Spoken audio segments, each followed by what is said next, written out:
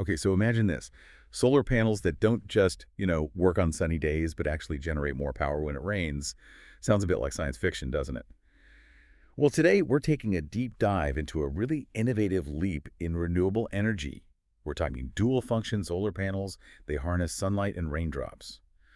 Our mission here is to explore how this tech could maybe transform the energy landscape, especially somewhere like Tennessee with its varied weather. Yeah, and what's really fascinating, I think, is how these systems tackle one of solar's big traditional limitations, right?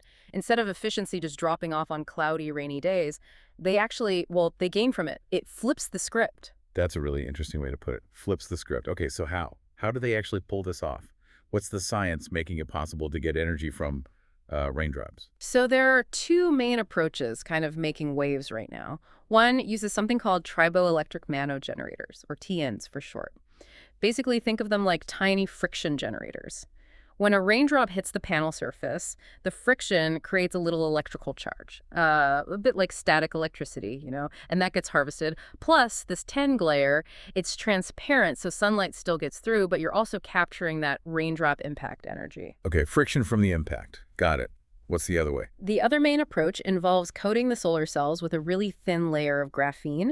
Graphene's pretty reactive stuff. When positive ions that are naturally in rainwater, like ammonium, calcium, sodium, those things, when they touch the graphene layer, it basically kickstarts an electric current. It's like a pseudocapacitor effect, creating power from the rain's chemistry. So you get electricity even if there's not much sunlight. Wow, okay.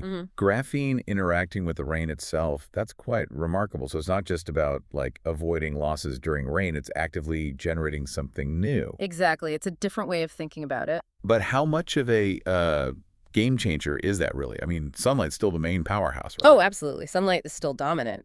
But this raindrop harvesting, it makes the panels more consistent. And understanding that science, it shows they aren't just a gimmick. But, where could they really make a difference now? Our deep dive really points towards Tennessee as a prime candidate. Tennessee, okay. Yeah. Why Tennessee specifically? I mean, you think volunteer state? Maybe not rain-powered solar state yet. Maybe.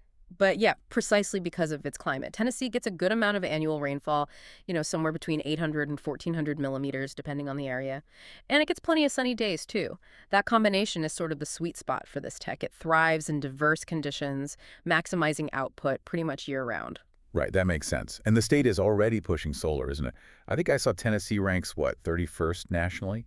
Something like 300 megawatts installed back in 2022. But they're aiming for a gigawatt by 2028, so there's ambition there. Definitely. And solar's only about, 3% of the energy mix currently? So the potential for growth is huge. Okay, let's talk cost, though, because new tech usually means higher cost. True. And the estimates reflect that. For a typical 6-kilowatt system, you might be looking at, say, $28,650 for a rain-powered setup, compared to maybe $22,920 for traditional solar. So yeah, it's a higher upfront investment. Okay, quite a jump. Yeah. So how does that pencil out? Well, this is where it gets interesting. That extra cost could potentially be offset, maybe even significantly, by the increased energy production. Remember, traditional panels might only hit 10-25% of their normal output in rain, these new ones. They could potentially achieve 40-65%. That's a big difference. Some projections suggest this could lead to an annual ROI of maybe 11-13%, which could actually shorten the payback period quite a bit, making it competitive long term. An 11-13% ROI. Okay. That changes the calculation. Let's make it super concrete. Nashville's Omohundro Solar Project, the one powering Metro Water Services, went live late last year. Oh yeah, the Omohundro project, right. Good example. Nashville averages, like 119 rainy days a year, something like that. So if you put this rain-powered tech there, estimates suggest you could boost its annual energy output by maybe 15-25%. Imagine capturing energy from the very rainwater the facility manages. It's a neat synergy. That does sound incredibly promising. But are we getting ahead of ourselves? These are still emerging technologies, right? What are the real challenges or hurdles? Yeah, you definitely hit on a key point there. They are still emerging. Right now, the power output from just the raindrops is lower than from direct sunlight. So it's really a supplement, not a full replacement yet. And integration isn't trivial. You need specialized inverters, different control systems to handle power coming from both sun and rain, which varies a lot. Plus, scaling up production to bring down those costs, that's still a work in progress. And what about incentives? Does Tennessee help financially? Well, Tennessee has somewhat limited state-level solar incentives compared to, say, California or Massachusetts. The federal tax credits still apply, which is good, but things like the federal Solar for All competition, those kinds of programs could be really important. They could fund pilot projects, really let this tech prove itself in places like Tennessee.